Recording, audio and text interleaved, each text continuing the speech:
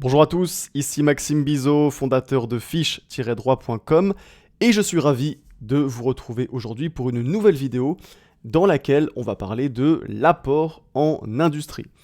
Dans cette vidéo, on va donc voir ensemble en quoi consiste l'apport en industrie, on va donner une définition de ce qu'est l'apport en industrie. Ensuite, on verra ensemble le domaine d'application de l'apport en industrie, puisqu'effectivement, les apports en industrie ne sont pas possibles dans tous les types de sociétés. Et puis enfin, on s'intéressera au régime juridique de l'apport en industrie. Juste avant de commencer cette vidéo, sachez que vous pouvez télécharger mon pack de fiches en droit des sociétés. Qu'est-ce que c'est que ce pack de fiches en droit des sociétés? C'est tout simplement un pack qui contient 20 fiches, claires et synthétiques, qui résument parfaitement la matière de droit des sociétés. Et donc, si vous voulez réviser efficacement cette matière, et si vous voulez également mieux comprendre cette matière de droit des sociétés, eh bien ce pack de fiches va énormément vous aider, et si ça vous intéresse, vous trouverez le lien dans la description de cette vidéo. Ceci étant dit, c'est parti, on peut commencer la vidéo. Alors, avant de définir l'apport en industrie, je vais quand même faire un rappel sur les apports de manière générale. Que sont les apports en droit des sociétés ? Les apports en droit des sociétés, c'est une des conditions pour qu'une société soit formée. Pour qu'une société puisse être formée, il faut que les associés effectuent des apports à la société. Et on distingue 3 types d'apports. On a d'abord l'apport en numéraire, qui consiste à apporter à la société une somme d'argent. On a ensuite l'apport en nature, qui consiste à apporter à la société un bien autre que de l'argent. Et on a enfin l'apport en industrie, et c'est donc tout l'objet de cette vidéo.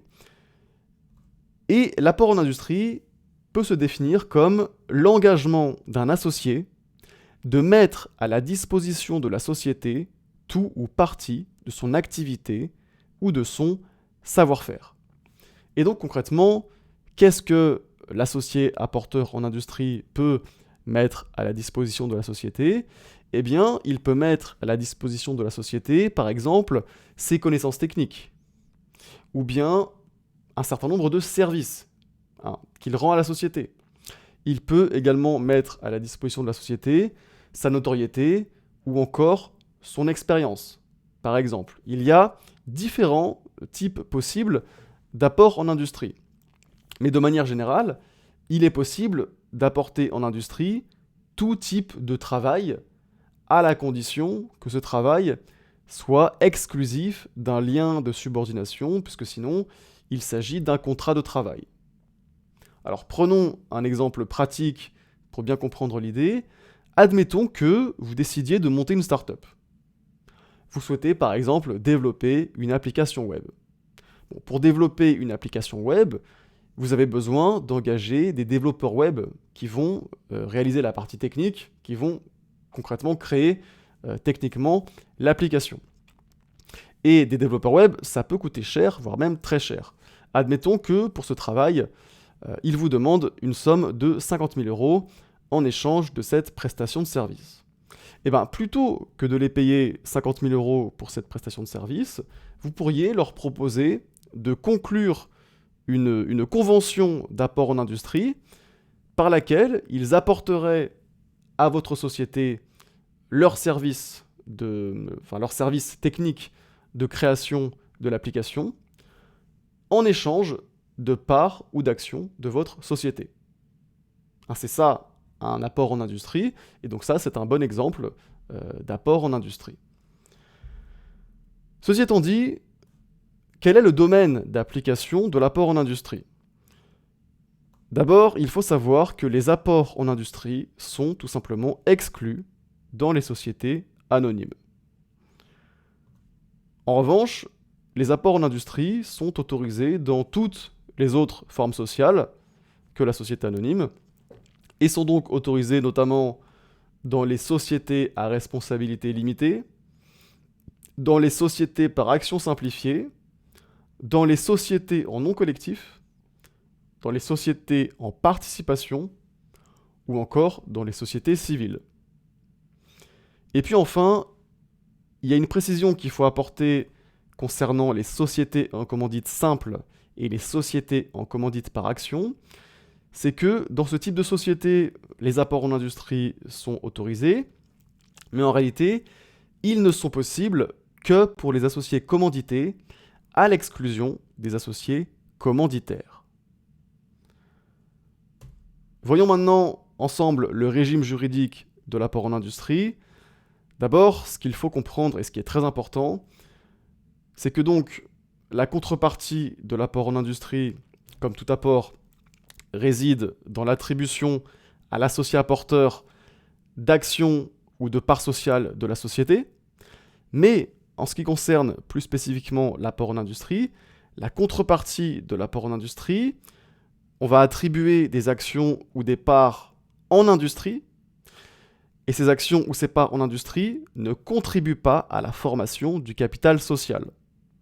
Et donc sur ce point, l'apport en industrie se distingue de l'apport en numéraire et de l'apport en nature, puisqu'on sait que l'apport en numéraire et l'apport en nature participent à la formation du capital social. Enfin plutôt, les actions ou parts qui sont attribuées à l'associé apporteur en échange de son apport entrent dans le capital social et participent à la formation du capital social. Mais pour ce qui concerne l'apport en industrie, c'est différent, ce n'est pas la même chose, puisque les actions ou parts en industrie ne concourent pas à la formation du capital social. Mais pour autant, ces actions ou parts en industrie, elles ouvrent tout de même droit au partage des bénéfices et de l'actif net, à charge de contribuer aux pertes. Et puis également, l'associé apporteur en industrie bénéficie également des droits politiques, comme le droit de participer aux décisions collectives ou le droit de vote. Et donc au final, l'apporteur en industrie, même si ses actions ou parts en industrie ne contribuent pas à la formation du capital social, l'apporteur en industrie, il est tout de même un véritable associé, au même titre que les autres associés. Et puis, autre point, il faut savoir que les parts ou actions en industrie sont inaliénables, sont incessibles. Donc concrètement, l'associé apporteur en industrie ne peut pas céder ses parts ou actions en industrie. Et ce caractère incessible des parts ou actions en industrie, il s'explique par le fait que l'apport en industrie est empreint d'un fort intuitu personae. Il y a vraiment un fort intuitu personae. Et c'est pour ça que l'apporteur en industrie ne peut pas céder ses titres. Également, il faut savoir que les actions ou parts en industrie s'éteignent par le décès de l'apporteur et ne peuvent être transmises à ses héritiers. Donc quelque part, ces actions ou parts en industrie, elles sont vraiment attachées à la personne de l'associé apporteur en industrie. Voilà, c'est la fin de cette vidéo sur l'apport en industrie. J'espère que ça vous a plu, j'espère que ça vous a été utile, et je vous dis à bientôt pour une prochaine vidéo.